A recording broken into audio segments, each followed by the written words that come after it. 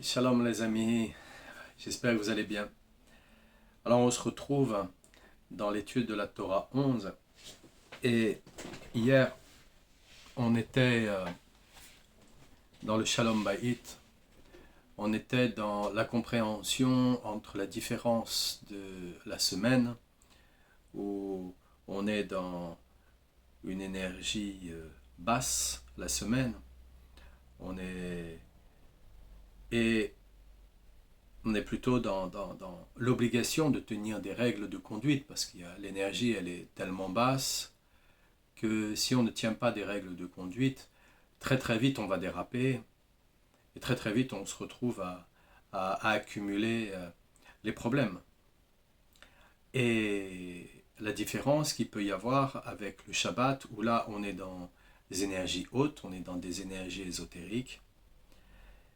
Et donc comme il nous le dit, il nous en parle et il nous dit voilà, la semaine, on est dans les secrets. Donc on doit utiliser la halakha. La halakha, c'est les secrets, voilà. Ce sont les lois, ce sont les façons de se tenir dans une semaine, comment on doit faire, comment on doit garder le cap, parce que sinon on est ballotté, hein. Ça va très vite, ça va très très vite.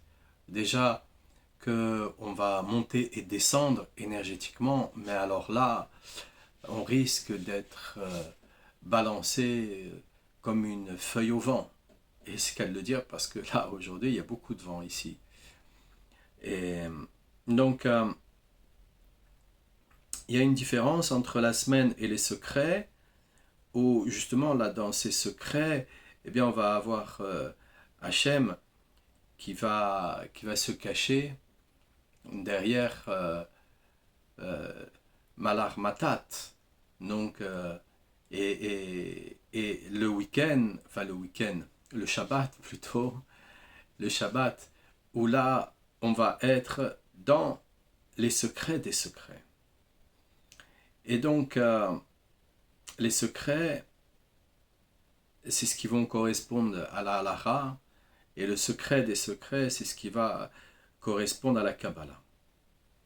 Et le Shabbat, c'est très kabbalistique. On n'est pas juste dans un moment où on vient partager en famille et même si c'est très important de partager en famille, même si c'est très important parce que c'est ce qui permet là à ce moment-là eh bien de chanter, de rire, de, de, de- d'être joyeux, d'apporter des compliments aussi et de parler de bonnes choses. Et on est dans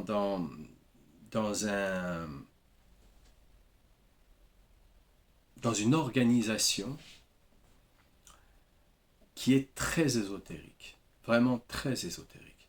On n'est pas juste assis à une table, on est aux commandes de l'univers. Et la différence qu'il peut y avoir avec la semaine, où la semaine on est dans les obligations de la parnassa, les obligations diverses et variées que l'on peut avoir, et là, eh bien, pour justement éviter de tomber dans les pièges et les nombreux pièges qu'il peut y avoir, eh bien, on va avoir la halakha qui va nous permettre justement de ne pas aller dans ces pièges.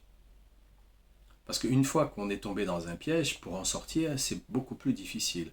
On croit au départ que c'est alléchant, et puis au final, c'est extrêmement compliqué d'en sortir. Donc pour éviter ce genre de situation, et surtout pour les plus téméraires d'entre nous, ou les plus ignorants d'entre nous, eh bien, Hachem, il a donné la halakha pour nous donner la possibilité d'éviter de tomber dans ces pièges. Alors, il nous dit là, lorsque la Kabbalah apparaît sous forme de halakha, nous sommes en présence de la manière dont Dieu gouverne le monde dans les 6 jours de la semaine, qui est de l'ordre de l'union inférieure, et il fait aussi allusion à la seconde partie du verset d'Isaïe, cité plus haut. Gloire au juste, le secret m'a été révélé, le secret m'a été révélé. L'expression gloire au juste fait allusion à la sainteté de l'union conjugale qui comporte deux aspects, l'union supérieure et l'union inférieure, qui correspondent à la halakha et à la Kabbalah, parallèlement au secret et secret des secrets. Et c'est dans ce sens que nos sages ont dit que la gloire d'Hachem perdure à tout jamais. Cette phrase a été dite par l'ange responsable du monde, lorsque Hachem a enjoint à chaque arbre fruitier de donner les fruits selon son espèce, et les herbes ont fait un raisonnement a fortiori. A fortiori, si les arbres fruitiers qui sont de haute stature et ne sont pas denses ont reçu l'ordre de donner des fruits, chacun selon son espèce, à plus forte raison, nous qui sommes de petite taille et denses, nous avons la nécessité de pousser chacun selon son espèce.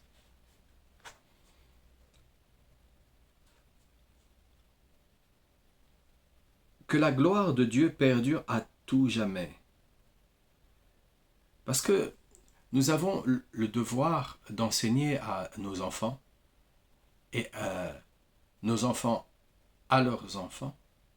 Nous avons le devoir d'enseigner la Torah, donc d'enseigner la halakha aussi, afin que dans leur vie, ils puissent avoir le moins d'écueils possible. Et donc nous avons aussi le devoir d'enseigner la Kabbalah, afin de comprendre que on n'est pas juste ici sur la terre pour accumuler de la matière, et surtout pas d'ailleurs, ni pour prendre du plaisir et avoir des désirs. On est là pour maîtriser cette énergie inférieure afin que justement on redonne la place à Hachem, la place au roi des rois. Et sans ça, à notre niveau, nous devons reprendre justement conscience que on n'a pas à se laisser disperser. Et dans se laisser disperser, je veux dire par là que on n'a pas à culpabiliser quand on fait une erreur. Hachem, il est miséricordieux. On n'a pas à être obsessionnellement perturbé par les difficultés qui nous entourent. Parce que Hachem, il est miséricordieux. Donc quand on accepte la miséricorde d'Hachem, on accepte que ce qu'on est en train de vivre, on n'est pas en train de le vivre en tant qu'une victime. On est en train de le vivre de manière responsable, à la hauteur de notre compréhension, et même si on ne comprend rien, même si on est totalement ignorant dans les situations qui nous arrivent, on fait confiance. On fait confiance à nos sages, selon la halakha, on fait confiance à nos sages, selon la Kabbalah, et on voit à quel point on en sort. Le Shabbat, on en sort de ces difficultés. Le Shabbat, il est là vraiment pour couper de la semaine, totalement. Nos sages ont institué 3 prières, 2 obligatoires Et ils ont institué 3 prières pour qu'on coupe dans la journée, pour qu'on revienne, qu'on se recentre. Parce que le tourbillon de l'illusion a fait de nombreuses victimes sur son chemin. Nombreux sont les victimes de l'illusion dans ce monde. Nombreux. Que Dieu nous en préserve. Donc il nous a demandé, voilà, faites ça, vous allez voir, vous allez vous arrêter quelques instants. Et puis, dans ces quelques instants où vous allez vous arrêter, vous allez, on va sortir la tête du guidon. Et de cette façon-là, on va relativiser notre journée. On va relativiser ce qui nous arrive. On va relativiser les incompréhensions. Et on va se dire, mais non. Ce n'est pas parce qu'il y a un nuage qui cache le soleil que derrière le soleil n'est pas là. C'est un nuage. Bien souvent, on a besoin de se déplacer et on s'aperçoit que on aperçoit le soleil parce qu'on s'est déplacé. Donc on a relativisé la situation. On n'est pas resté focalisé sur la situation. Qu'est-ce qui fait qu'on reste focalisé sur les situations? Qu'est-ce qui fait qu'on est obsessionnel face à des situations? C'est parce que on a pris la décision. Et que cette décision, on a envie qu'elle aboutisse. Que cette décision, on a envie qu'elle voie le jour. Que cette décision, elle vient toucher une partie de nous-mêmes. Et parfois, cette partie de nous-mêmes n'est pas la bonne.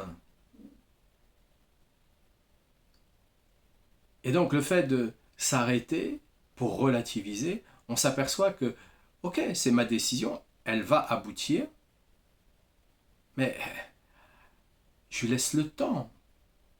À Dieu ne plaise, je lui laisse le temps qu'elle aboutisse. Parfois, elle est très longue, ça met beaucoup de temps, donc ça nous épuise. Et c'est parce qu'on est fatigué que, alors, à ce moment-là, on en vient à,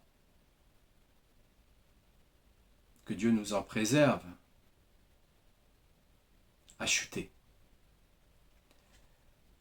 Parce qu'on est juste fatigué, on est épuisé, on est dans l'impatience, on n'a pas pris la bonne résolution. Et quand il fallait avancer, on n'a pas avancé. Et quand il fallait s'arrêter, on ne s'est pas arrêté. On a fait les choses de manière totalement inversée parce qu'on a suivi nos instincts, on a suivi nos émotions, on a suivi nos 5 sens. Et ça n'a rien à voir avec la halakha. Strictement rien à voir. Nos 5 sens, eux, sont programmés avant même notre naissance, puisqu'ils apparaissent dans la procréation de l'enfant. Il y a une base de données qui vient de la mère et une base de données qui vient du père. Donc ces 5 sens sont programmés déjà. Et ensuite, la société, elle, va nous conditionner à travers des envies, en nous faisant croire que c'est des besoins même. Mais le corps, il a juste besoin de dormir ou de se reposer, de manger de manière équilibrée, de boire de manière équilibrée, et de se reproduire, pas d'avoir des relations exagérées. Pour justement aller dans le sens de ce que nos sages ont dit, que la gloire de Dieu perdure à tout jamais. Donc, quand les situations, elles s'accumulent, que le côté obsessionnel, le côté paranoïa, le côté colère, le côté agacement se multiplie, devient exagéré, c'est tout simplement parce que on a une idée, et cette idée, on voudrait qu'elle apparaisse tout de suite, maintenant. On est très exigeant, très exigeant. Alors Hachem, pour nous éviter justement cette assimilation, l'assimilation c'est quoi d'ailleurs?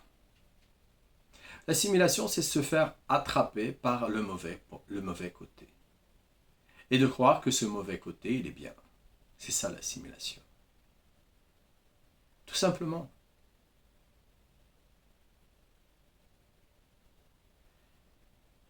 C'est pas un individu en lui-même tel que les religions en ont parlé. Non. C'est de se faire attraper par le mauvais penchant. On est devenu très exigeant. On veut tout de suite. On n'a plus de patience.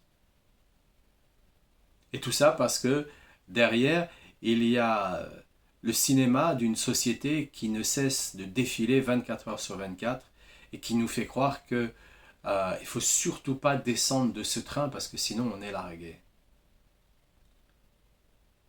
Alors, ils ont mis des normes qui fait que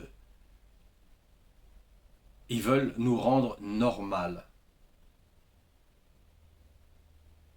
Je fais exprès de dire normal parce que mal, les normes du mal. Pas bien, normal.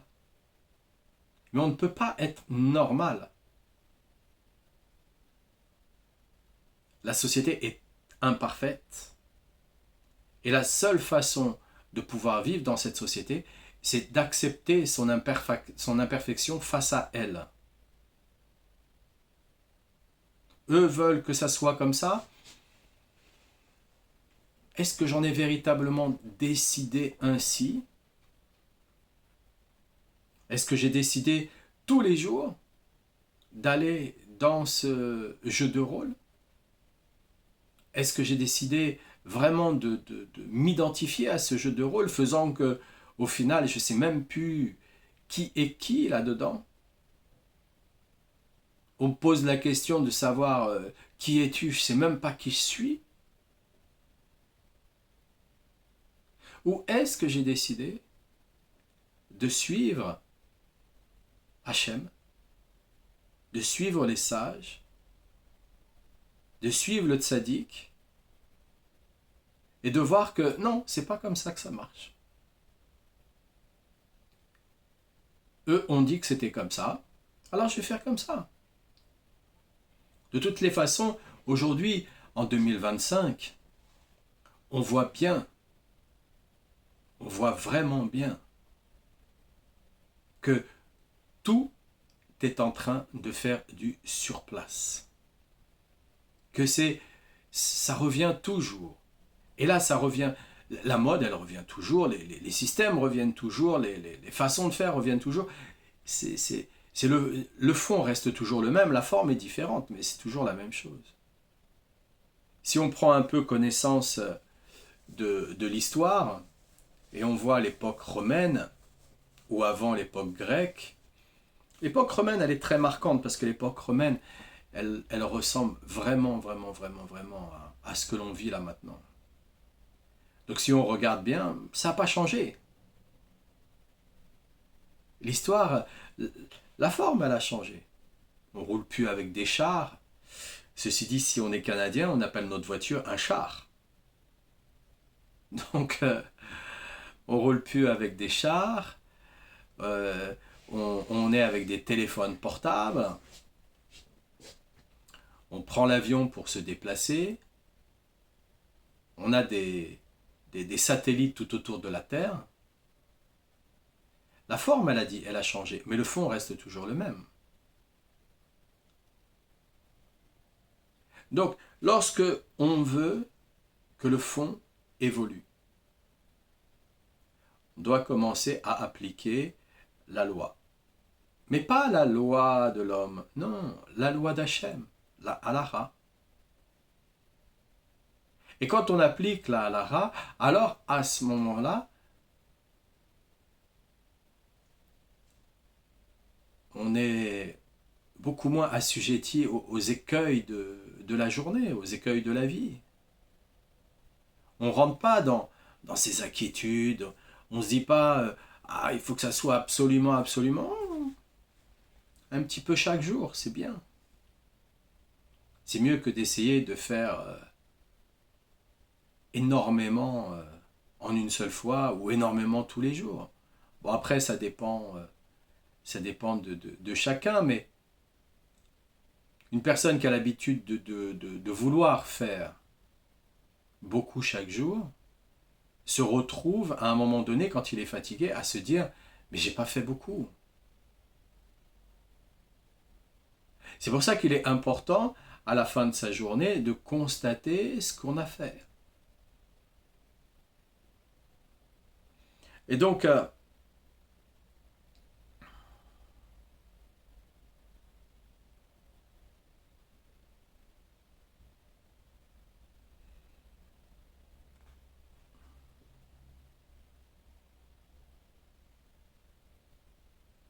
il nous dit là, l'ange responsable du monde, donc Matat,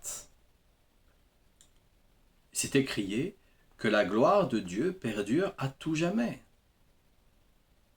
Car même les gens d'importance dont l'union conjugale est espacée de Shabbat en Shabbat doivent également veiller à respecter les lois de la Torah concernant la cohabitation.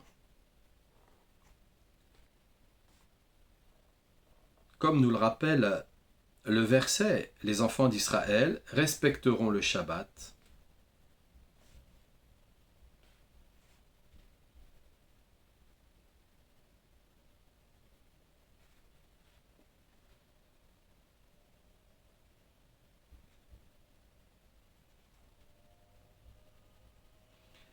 Et donc il nous dit aussi, il y a une différence entre les gens du commun, c'est-à-dire ceux dont l'union conjugale a lieu pendant les jours de la semaine, qui correspondent aux herbes, doivent d'autant plus faire attention à respecter les lois de la Torah à leur niveau.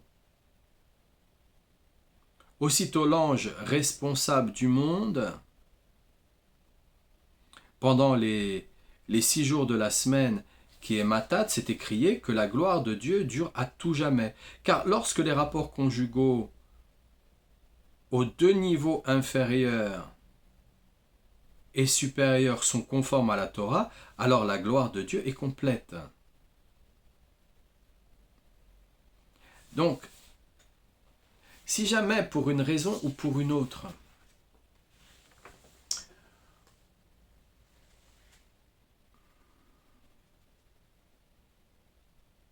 on a des difficultés à respecter le Shabbat, ou tout simplement parce qu'on est non-juif et qu'on n'a pas à respecter le Shabbat, c'est pas à nous, c'est très très grave d'ailleurs pour un non-juif de se mettre dans le Shabbat.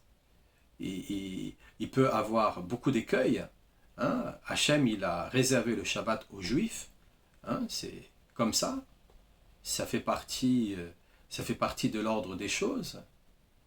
Et c'est pas pour discriminer un et donner plus à un autre.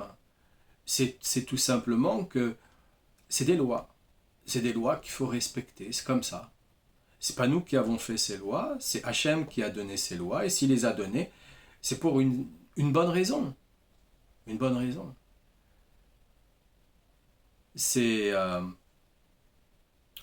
quand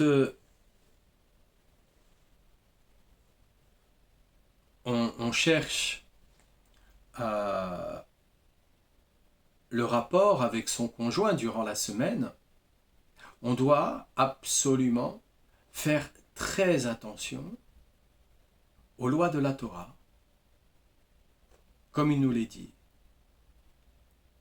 Et pour quelle raison?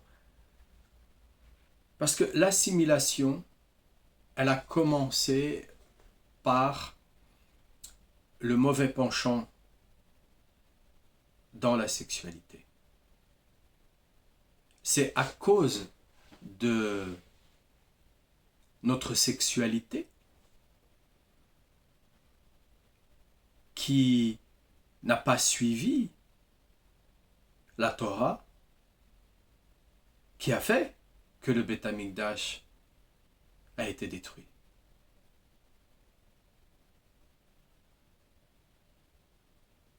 Alors, dans notre relation avec cette énergie, qui est l'énergie de vie en elle-même,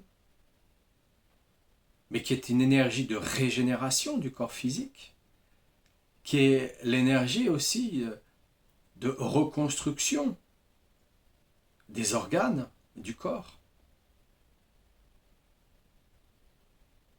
qui est l'énergie de vie dans son ensemble. Cette énergie de vie dans son ensemble, on doit y faire très attention. C'est aussi pour cette raison que Rabbeinu Akadosh il dit, si vous venez avec vos enfants avant l'âge de 7 ans, vos enfants sont assurés d'une vie équilibrée.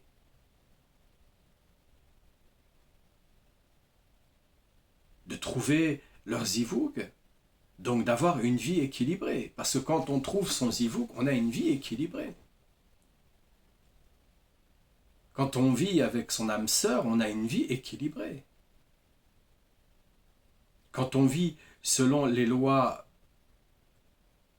de la halara, on a une vie équilibrée. On n'est plus à se disperser. Et d'ailleurs, même, on n'est plus dans la compétition. On n'est plus à se chercher mutuellement. Non, on se souvient que la meilleure façon d'aborder la relation dans un couple, c'est de toujours faire des compliments. Plus nous faisons des compliments, plus l'autre se sent à même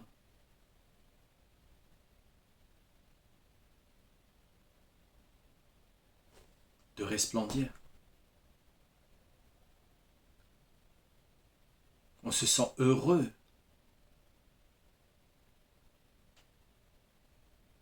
Qu'on puisse s'asseoir à la table et dire à sa femme que ton repas est bon. Quelle belle table t'as préparée. Qu'est-ce que je suis content de ce que tu fais.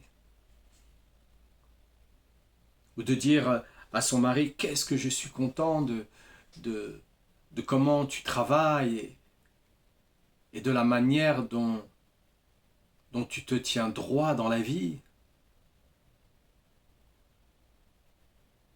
Ce n'est pas des flatteries, c'est donner la possibilité à l'autre de se sentir reconnu par son zivoug, de se sentir reconnu dans les yeux de l'autre. Beaucoup de femmes vont souvent dire à leur mari, mais t'es jamais là. Et le mari va dire, mais si, je suis là, attends, regarde, je suis bien là. Non, t'es pas là. Pour quelle raison?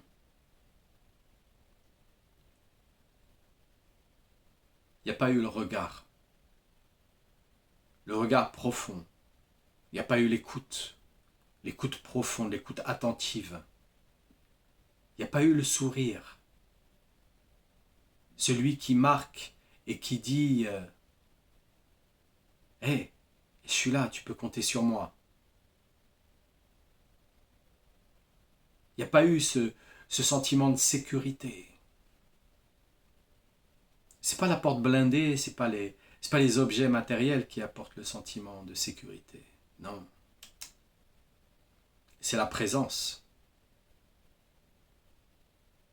La présence de se regarder, la présence de s'écouter, la présence de se dire, tiens, je peux compter sur toi.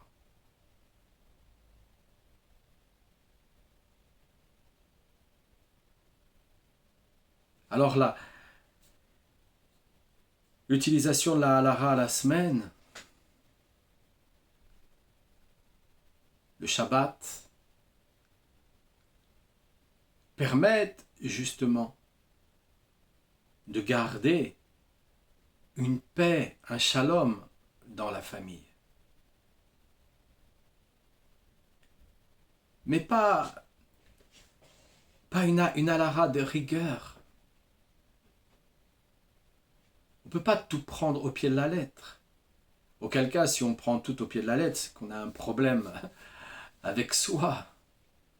On a un problème de compréhension. On ne peut pas prendre tout au pied de la lettre. Non. Ça doit être harmonisé en fonction de sa journée. En fonction de comment on est, comment on se trouve. On peut pas mener comme ça une existence basée sur l'obligation et sur la rigueur. Non, on doit avoir une compréhension. Être discipliné, c'est avant tout obtenir une compréhension. Si on passe une journée sans avoir eu d'accident avec sa voiture, que Dieu nous en préserve, c'est parce qu'on est discipliné. On fait très attention au code de la route. On n'est pas à se dire je roule, je suis protégé et tout va aller bien. Non, je fais attention aux autres qui, eux, peuvent faire des erreurs. Et l'assimilation, c'est parce que nous ne faisons pas attention aux autres qui, eux, peuvent faire des erreurs. Nous voulons nous faire. Nous, tout simplement nous. Mais faut être prudent, il faut faire attention aux autres. Les autres, on ne sait pas ce qui peuvent leur passer par la tête. On ne sait pas comment le Yetzirara, il peut agir chez eux. On doit être extrêmement bienveillant, prévenant.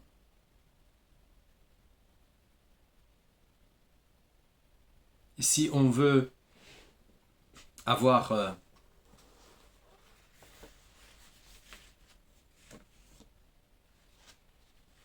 si on veut vivre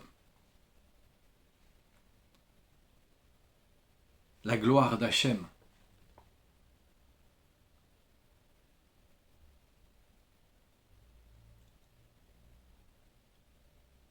il dit là, il ressort de cela que lorsque la Torah est respectée aux deux niveaux d'union conjugale, l'union supérieure et l'union inférieure, ce qui correspond aux arbres fruitiers et aux herbes, gens d'importance et de tout un commun, union du Shabbat et union des 6 jours de la semaine, ce qui correspond à l'Ara et à la Kabbalah, secret et secret des secrets, la gloire de Dieu est alors complète.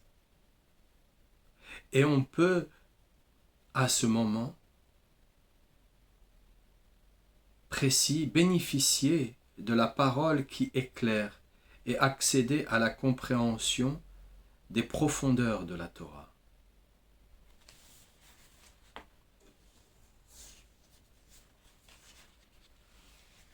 Parce que on entend souvent parler des profondeurs de la Torah. Mais les profondeurs de la Torah, c'est quoi?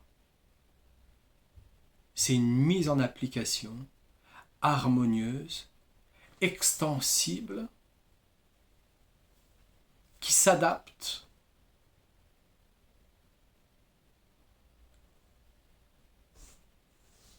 à la situation du moment.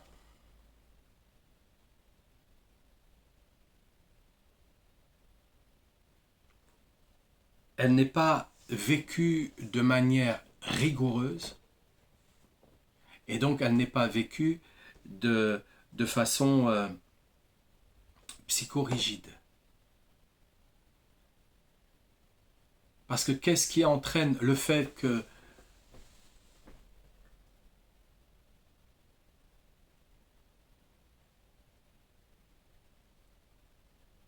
les gens s'éloignent de la Torah, s'éloignent d'Hachem, vont chercher leur croyance ou leur compréhension dans les mensonges. C'est parce que on a eu peur de perdre. Et comme on a eu peur de perdre,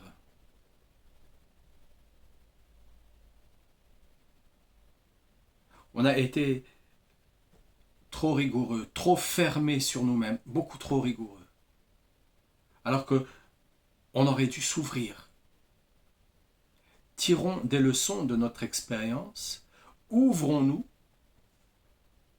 ne nous assimilons pas, mais adaptons-nous à l'environnement dans lequel nous vivons. Nous nous sommes déjà adaptés. Pour beaucoup, nous ne portons pas de vêtements, comme moi, je n'ai pas forcément de vêtements, j'ai une kippa, mais j'ai une casquette dans la rue.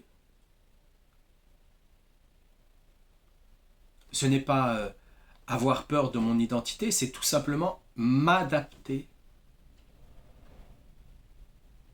face à l'incompréhension du monde. Ne pas avoir envie d'agresser le monde, ce n'est pas notre rôle. On n'est pas cela.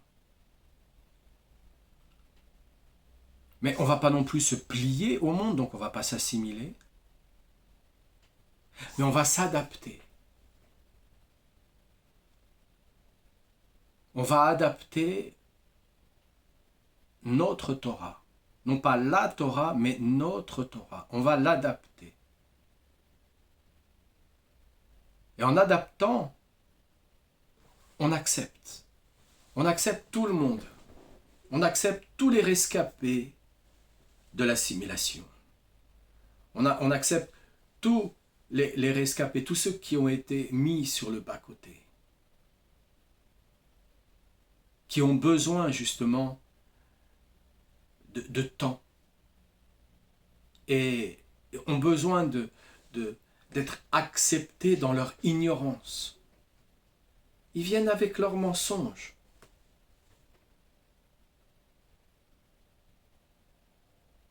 Heureusement que mes cheveux sont lourds et qui tiennent bien sur ma tête, sinon je serais tout le temps avec les cheveux en l'air. Peu importe l'individu qui se trouve devant moi, j'aurai les cheveux en l'air. De la manière dont ça veut être annoncé avec dureté, rigueur, obligation. C'est comme ça, c'est pas autrement. Non, non. Non, non.